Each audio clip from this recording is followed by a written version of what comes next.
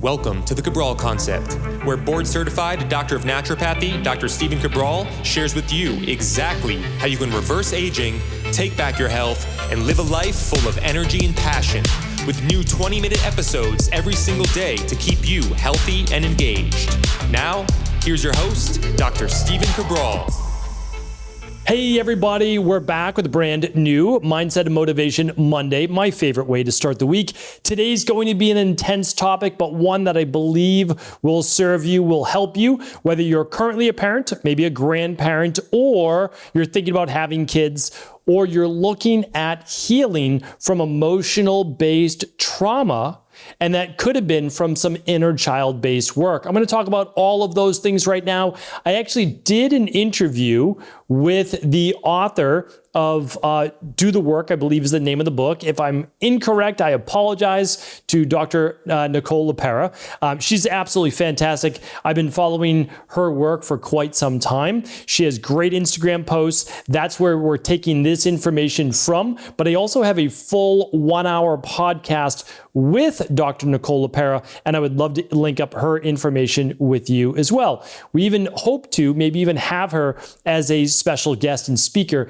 at next year's Reimagining Health Summit. We shall see. All of those things will come in good time, but for today, I want to make sure you get this information. So I'm going to take you through her, what she calls mini course, just about 5 minutes or so, 10 minutes or so on these slides, and share with you how it could dramatically improve your healing process, or even improve your overall relationships with your parents, with your children, with your spouse. Let's dive into it right now. So there is this terminology called inner child. That means our child inside of us still from when we were under the age, let's say, of 8 years old. So before until about the age 8, we are in this theta-based brainwave state. We're essentially absorbing everything around us. And the reason we're in that state is because we can't possibly learn everything we need to survive in life by simply being told what is right and what is wrong. So we have this mechanism in us that blocks the filter when we're in this theta state. And it enables us to look and see our surroundings, understand what is dangerous, what is helpful, what do we need for survival, because we're not always going to be with our parents.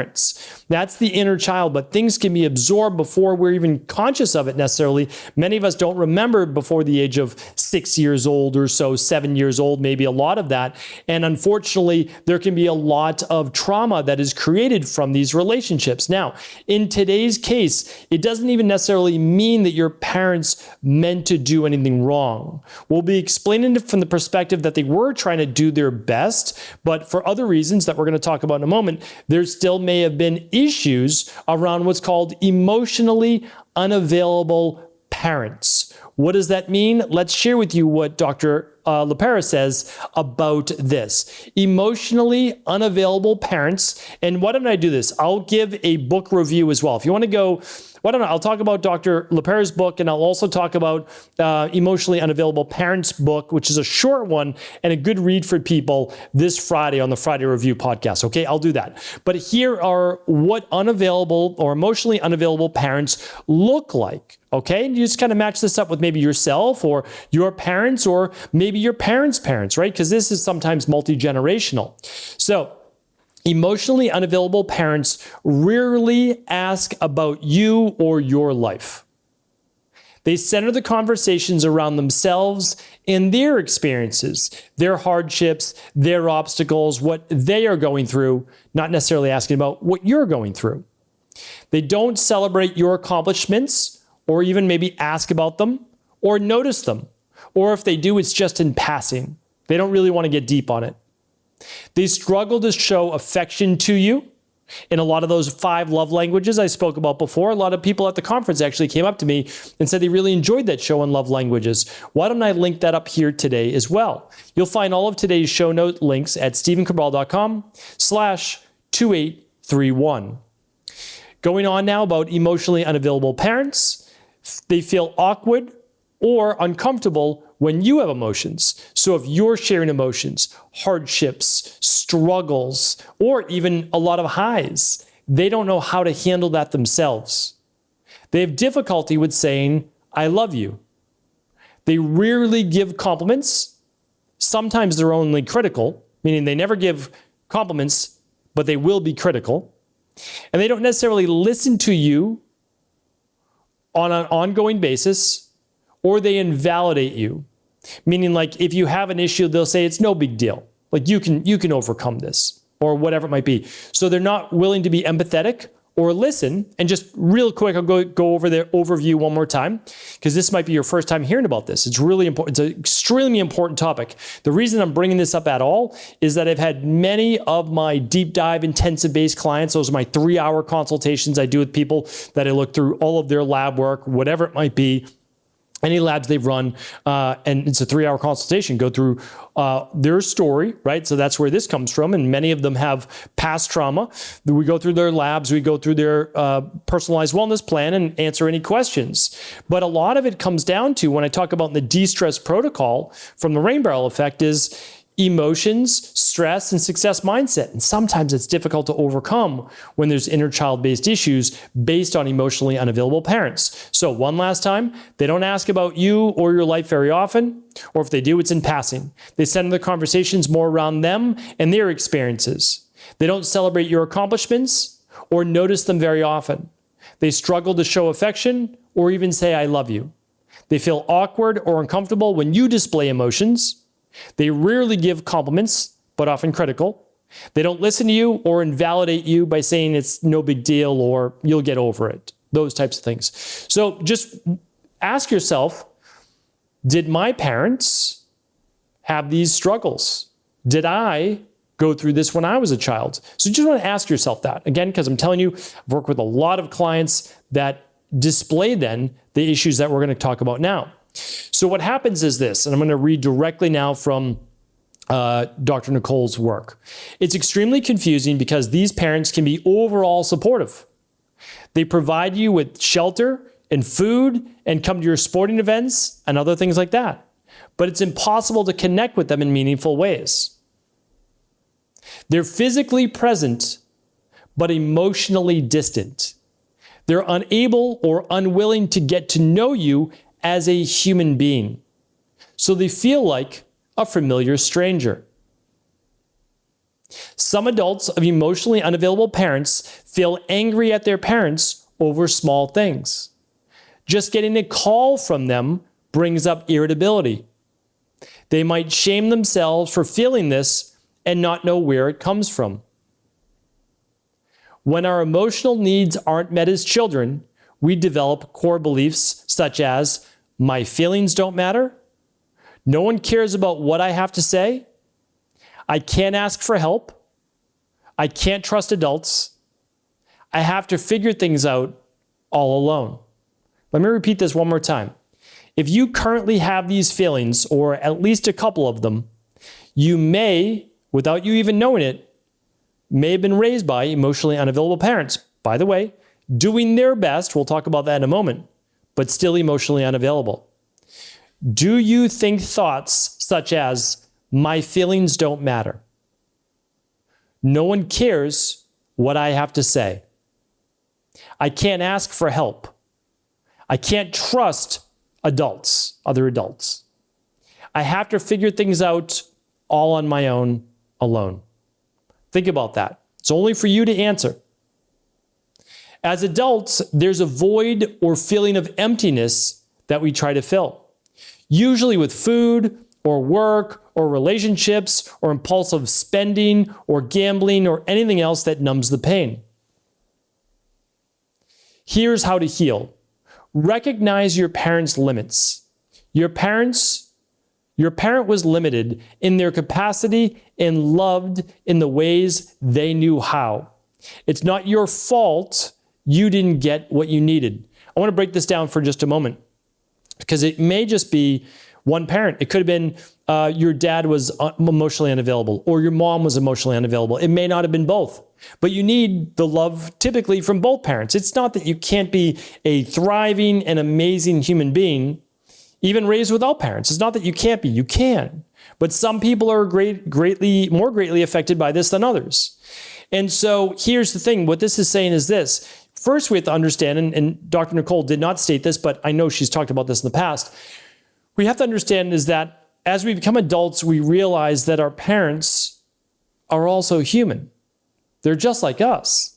Especially if you become a parent and you have children, you realize the hardships, the stress, the obstacles of sometimes just trying to make it through the day with all your own stress. It might be your own health, your own job, your own work, and you're doing the best you can. It might not be great, but you're doing the best that you can with what you know how to do. We also have to keep in mind that our parents were raised by their parents, who may have been even more emotionally unavailable than they were. Right? So maybe they were better than their parents, and maybe their parents were better than their parents, and everybody's just trying to get that much better. But the problem is, it's all about self-awareness. Most people are not self-aware enough, and this is not being derogatory in any way, to even know how they are affecting their own children.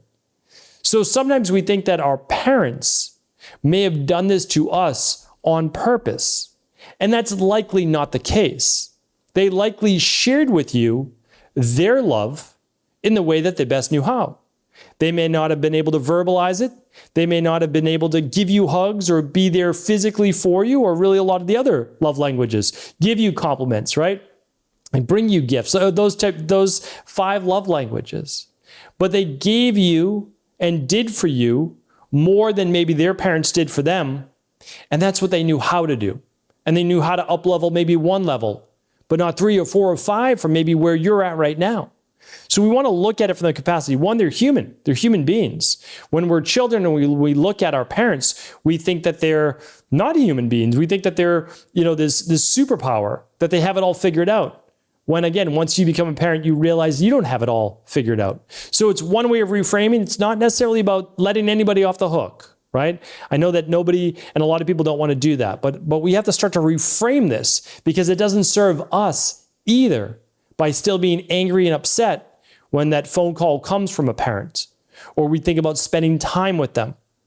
But I do understand, and again, I've shared this with many clients that I've worked with, that sometimes you feel like your parents may even be just a familiar stranger, that because you never connected them emotionally. Let's move on. Here's how to release a lot of that tension. Many people carry the hope that one day their parent will finally be who they needed. They keep seeking approval and validation from someone who can't give it. And I think that's important to look at that, because although you may be changing, and I say this all the time to my clients, like, although you're doing the work, right? Although you are changing, you're becoming more self-aware, gentler, kinder, more open, be able to say, I love you to your kids or other people, even if it wasn't said to you. You have to understand is that they still may not be able to. And we can't force them to, right? That's something that they have to come to on their own terms. Maybe they didn't do the training and the different coursework, or the IFT, the internal family training systems, or the regression hypnotherapy, or the neurolinguistic programming, or the CBT, any of those things, right? Any of those psychological based programs. Maybe they haven't done that. Maybe you've already put in the work and you're in a better spot. So what happens is sometimes if you put in the work, you just expect the other people then to do that too. But what if they're not ready for that? What if they're not emotionally capable of doing that? What if it kind of break all they're holding on by right now? So we want to start to think about it like amazing that we are doing the work, right? That you're putting in the work, but we can't also say that that is where another person's at right now. So to expect that to change is going to only get you into more trouble in the future, because they haven't changed. And you're looking now for someone to make the change that isn't able to, at least right now. So a lot of times what we need to do is simply accept that they did the best they could with what they knew how to do. And it may not have been enough for you, and I get it, I understand that. But dwelling on that and holding that against them is not going to allow you to take your healing to that next level. And that's what I want for you. Oftentimes, these deeper autoimmune issues, the psoriasis, the IBD, IBS-based issues of the gut come from this inability to release trauma, to release hardships and pain. And it's because we want that other person to be the person that we wanted them to be, that they should have been. And if we continue to hold on to that, whether it's true or not, it's the poison that you end up swallowing, right? And it's that hardship that you need to continue to deal with, rather than saying, it's not what I wanted, not what I expected, I needed more, but I realize now as an adult that no other adult is perfect, that there is a lot of stress that goes on with parenting, that maybe they did the best that they know how, and it was better than they were raised. And now you're, with all of your new wisdom, are going to do better now for that next generation. And it's also extremely important to release, because oftentimes people find this in a partner. If they were raised by emotionally unavailable parents, they seek out emotionally unavailable partners. And you might say, that doesn't make any sense. It's so strange. But it goes all the way back again to that vibrational based frequency, that comfort zone of what you know. It's not comfortable, but it's what you know. And so you stay there in life. Even if it's not where you want to be, you remain there, because that's simply the operating system that you're working with right now. So if not for anybody else, do it for yourself. Allow yourself to begin to move on and use the wisdom now to improve and mature as you get older. And the last part is this. The way that you start to really begin to do this is by working with an amazing therapist, to begin to, or journal on your own, like to allow these thoughts to flow. Most people keep them bottled up, but you will need to ask the questions, begin to journal, and also spend time getting to know who you are, right? To know you do have amazing qualities. You are intelligent. You are talented. You do have more potential than even where you're at right now, whether anyone told you that or not growing up. You are unique. You are significant. You do matter. And once you start to understand that and your innate value, your self-worth will climb, and you'll actually then be able to be far more kind with those people that did harm to you, whether intentional or not, because you become good inside of you. And when you're good, you don't need to want to harm anyone else or feel like they've harmed you. Remember, I've done a previous show on this as well, but it's an amazing saying, and I believe it holds true. Only hurt people hurt people. When you see people really throwing rude remarks online, on social media at others, or doing all sorts of, hater-based videos, I've never understood that. But I do understand that hurt people hurt people. I don't know any of my friends or colleagues or anyone who would ever say negative things to other people. Even if they disagree, they can have a disagreement, but they would never, go after them and speak negatively online. And we see a lot of that. But when I see that, I understand this person's hurt. They're taking it out on others, because if they were good, they would never do that. Anybody with a heart filled with gratitude and perspective, which is what we're talking about now, would never do those things. It's not easy healing from these things. I've worked and I've spoken with many, many people, but I want you to know is that you can heal, and it can get better week by week, little by little. But in 3 months from now, 6 months from now, a year from now, it'll be worth it. You won't even recognize the individual who sits here today. Hopefully today's show was helpful. Thank you so much for tuning in. I thank you. I appreciate you. Do feel free to share this show with anyone you believe it could serve. Before you go, I wanted to ask you this question. What if I could teach you in just a couple of hours how to transform your thyroid, hormones, adrenal, cholesterol, blood pressure, blood sugar, weight loss, energy, mood, brain, pregnancy, anti-aging, or many other health-related issues? After 20 years in private practice, after seeing and overseeing 250,000 client appointments, I sincerely feel I have the real-world data and have found the answer you've been searching for. So what I've done is spent hundreds of hours of my own time refining what you need to know in order to uncover your underlying root cause health issues and then begin to rebalance the body and bring it back to a state of robust health and wellness. I'm going to teach you exactly what I do in my private practice so you can understand how you got here and now what you need to do in order to heal. You'll receive all of the important success checklists, protocols, and even ways to customize it to make the program fit your busy life. And you'll get all of this at a fraction of the price. Let me save you the time, money, energy, stress, and frustration of not knowing what to do next. Instead of reading dozens of books on the topic and seeing multiple practitioners, I will condense everything that you need to know in just a few hours of video tutorials that you can watch and listen to anywhere. Together, we will make this healing process an enjoyable one that you can take with you for the rest of your life. I wish you all of the best of health and happiness, and I hope to be able to guide you on your healing journey through my Health Results Accelerators. Simply choose the health imbalance you're currently suffering from, and by the end of today, you'll know what went wrong and how to get well again. I guarantee it. For details, head over now to stephencabral.com/courses.